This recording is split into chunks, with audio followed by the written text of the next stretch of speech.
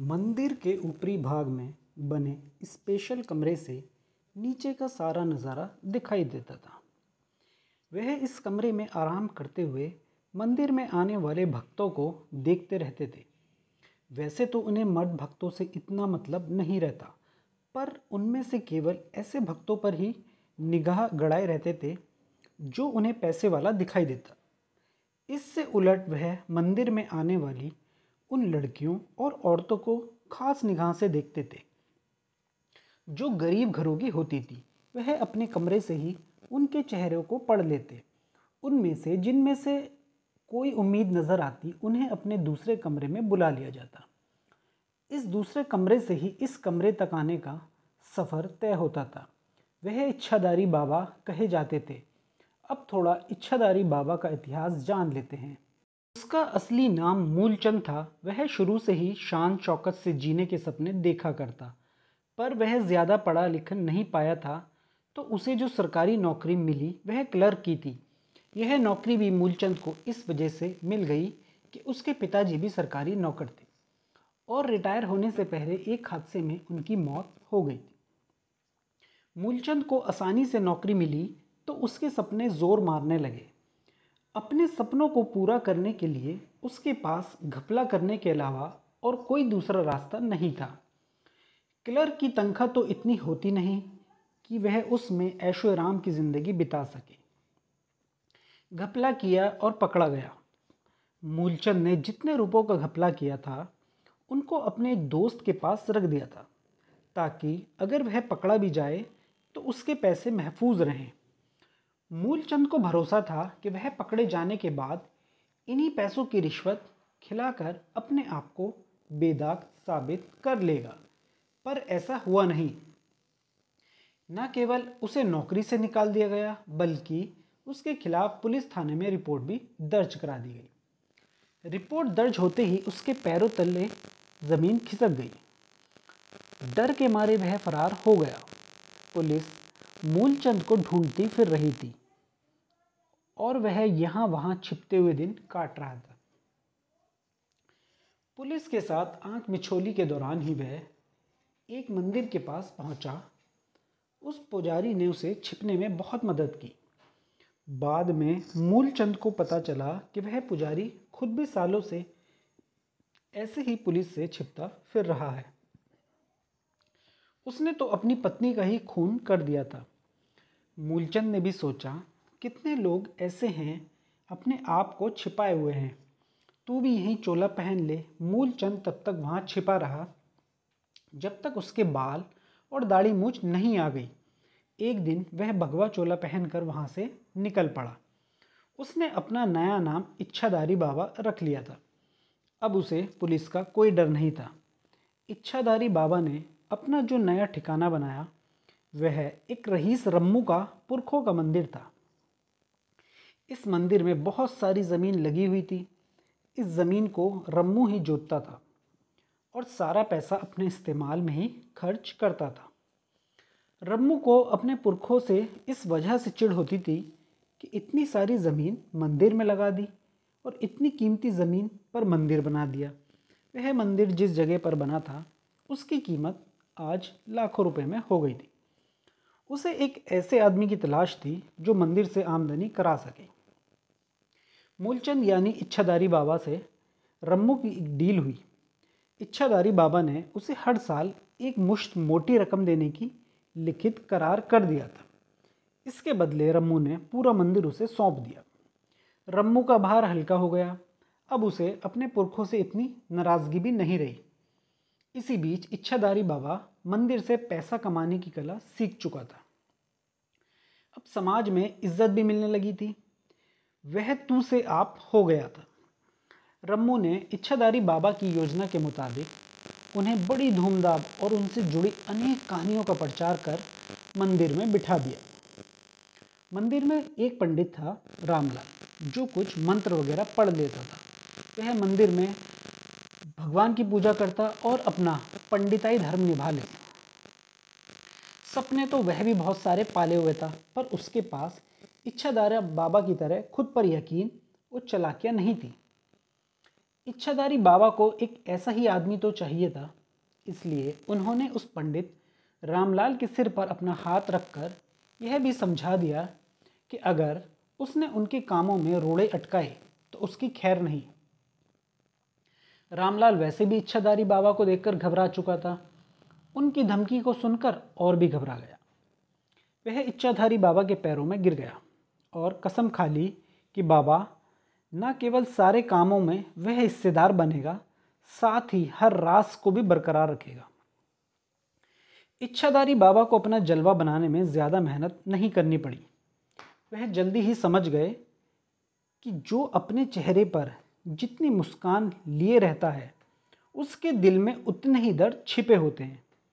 उन्हें केवल उन दर्दों को कुरेदना ही था। एक औरत सविता पर उनकी निगाह पहले ही दिन पड़ गई थी। वह मंदिर गाहे बगाए आ जाती थी और ज़ोर ज़ोर से बातें करती और हंसती रहती। इच्छाधारी बाबा ने सविता को ही अपना पहला शिकार बनाया। सविता के कोई औलाद नहीं थी और उम्र भी ढलती जा रही थी। पति दूसरे शहर में काम करता था। वह 15 दिनों में एक बार ही आता, वह भी एक दिन के लिए। सविता ने यह सब इच्छाधारी बाबा को बता दिया।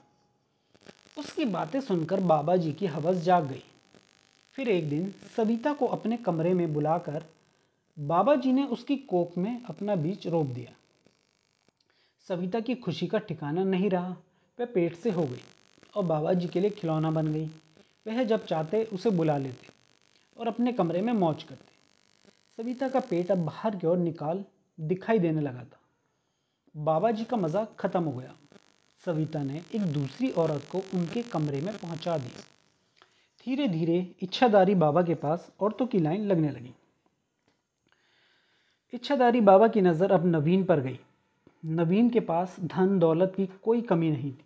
वह सुबह फैक्ट्री जाने के पहले मंदिर में आकर दर्शन करता। इच्छाधारी बाबा की निगाह उस पर गड़ चुकी थी। वैसे तो वह बहुत ही कम सुबह जल्दी सोकर उठते और कभी कभार ही सुबह की पूजा में शामिल होते, पर अब वह रोज आने लगे थे। नवीन को अपने जाल में फंसाने के लिए इच्छाधारी बाबा को ज़्यादा मेहनत नहीं करनी पड़ी। सविता ने नवीन के लिए एक खूबसूरत लड़की का इंतज़ाम कर दिया था। इच्छाधारी बाबा के कमरे में नवीन की मुलाकात उस लड़की से कराई गई और उनके बिस्तर पर जाते ही वीडियो बना लिया गया। नवीन अब बाबा जी के लिए सोने का अंडा देने वाली मुर्गी बन चुका था। इस मंदिर को और बड़ा नवीन ने ही कराया था। इसी दौरान बाबा जी ने ऊपरी भाग में अपने लिए एक ऐसा कमरा बनवा लिया जिसकी कांच की दीवारों से वह तो बाहर झांक सकते थे, पर कोई और बाहर से कमरे में नहीं झांक पाता था। कमरे की मोटी कांच की दीवारों के अंदर से बहुत ज़ोर की आवाज़ भी बाहर नहीं निकल पाती थी। इच्छाधारी बाबा की दुकानदारी चल निकली थी।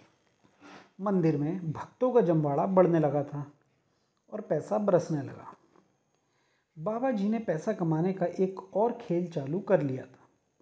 उनके पास अब औरत भक्तों की तादाद खूब हो गई थी।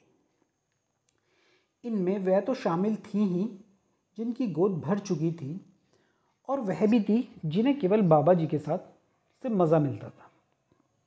इच्छाधारी बाबा ने अपने अमीर भक्तों तक इन औरतों को पहुंचाना शुरू कर दिया।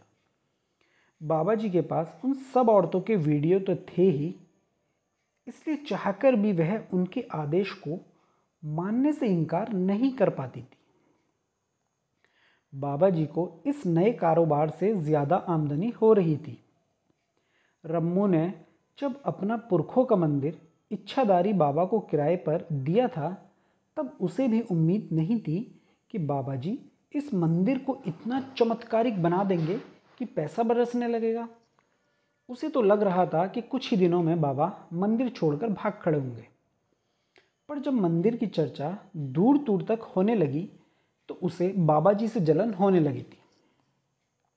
उसे लगने लगा था कि वह ठगा गया है। वह अब उन्हें मंदिर से भगाने की जुगत में लग गया था। एक दिन इच्छाधारी बाबा जी ने अपने भक्तों के साथ नाच रहे थे। उन्होंने जिस औरत का हाथ पकड़ा हुआ था उसे वे पहली निगाह में ही पसंद कर चुके। उन्होंने अपने कांच वाले कमरे से ही उस औरत को एक बच्चे और मर्द के साथ आते देख लिया था।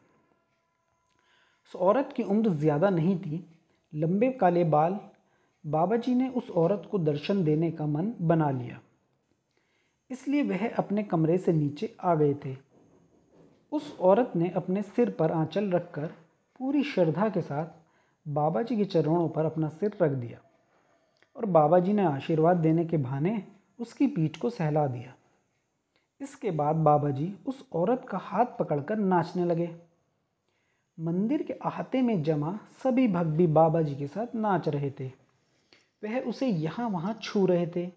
वह औरत भी उन्हें छूने का भरपूर मौका दे रही थी। थोड़ी देर के बाद वह औरत बाबा जी के कमरे में उनके सामने बैठी थी। बाबा जी उसे एक टक निगाह से देख रहे थे। जैसे ही उन्होंने उस औरत के चेहरे पर आने वाली लट को हटाते हुए अपनी बाहों में लेने की कोशिश की, तभी उस औरत ने अपनी कमर में छिपी पिस्तौल को निकालकर बाबा जी के माथे पर अड़ा दिया। इच्छाधारी बाबा अभी भी मदहोशी थे। उन्होंने पिस्तल की परवाह किए बिना एक बार फिर उस औरत को बाहों में लेने की कोशिश की।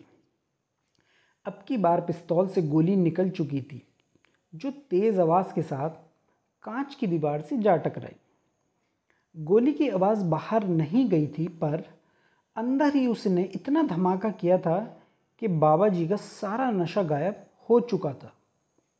इच्छाधारी बाबा को गिरफ्तार कर लिया गया था। दरअसल पुलिस ने ही यह सारा प्लान बनाया था। वह खूबसूरत औरत एसपी थी, जिसने बाबा जी को अपने मोह जाल में फंसाया था। पुलिस ने एक दिन पहले ही कुछ औरतों को एक होटल से गिरफ्तार किया था। उन्होंने ही मंदिर में चल रहे इस गोरख धंधे का खुलासा किया था। बाबा जी के कमरे से गंदी किताबों के अलावा नशीली दवाएं भी बरामद हुई थी। इच्छाधारी बाबा का पुराना कच्चा चिट्ठा भी खुल चुका था।